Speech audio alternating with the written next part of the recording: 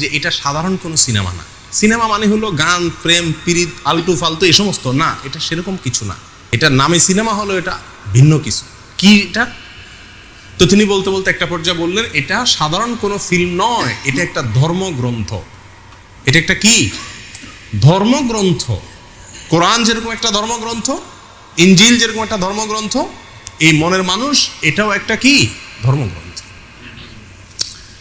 এবং এই সিনেমাকে কেন্দ্র করে এই কয়েকটা বেসরকারি চ্যানেলে বেশ কয়েকদিন ধরে কয়েকজন বাউলের মূল্যায়ন সাক্ষাৎকার প্রকাশ করছিল। সেখানে একবারে প্রকাশ্যে, আমি নিজের চোখে দেখেছি, প্রকাশ্যে একাধিক বাউল দাবি করছিলেন যে লালন হলেন মুহাম্মদ যেরকম আরবের নবী ছিলেন, লালন হলেন বাংলার নবী। এবং তার এই কথার সমর্থনে ওই মিডিয়ার রিপোর্টার বেশ অনেকগুলো যুক্তি খাড়া করছিলেন। ঘটনা এখানেই শেষ নয়। এরপরে দেখলাম যে পত্রিকাতে খুব গুরুত্বের সাথে প্রকাশ হলো যে এই সিনেমা দেখানো হয়েছে ভারতের প্রেসিডেন্ট তৎকালীন প্রতিভা পাতিলকে এবং তৎকালীন প্রেসিডেন্ট মনমোহন সিংকে। আচ্ছা, প্রেসিডেন্ট প্রধানমন্ত্রী একটা দেশের, তাদের সিনেমা দেখার ফাও টাইম আছে নাকি? কিন্তু তাদেরকে দেখানো হয়েছে। এবং ভারতের আরো অনেক গুরুত্বপূর্ণ ব্যক্তিকে দেখানো হয়েছে। বাংলাদেশে এই সিনেমাটা বাংলাদেশের প্রেসিডেন্টকে দেখানো হয়েছে, প্রধানমন্ত্রীকে দেখানো হয়েছে।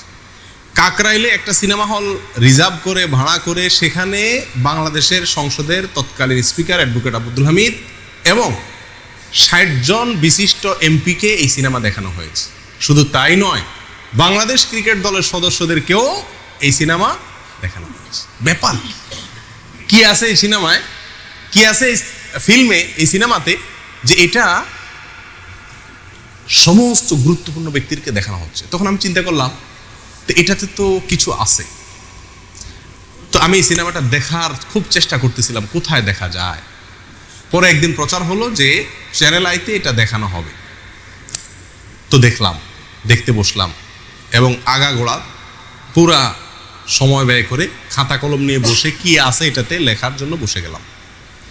এই সিনেমাটা, মনের মানুষ, এই সিনেমাটা যখন বিভিন্ন হলে চলতেছে বাংলাদেশে, তখন চ্যানেল আইর স্ক্রল নিউজে ওইটার প্রচার হতো যে কোথায় কোথায় চলতেছে, যাতে করে মানুষ কি করতে পারে, দেখতে পারে।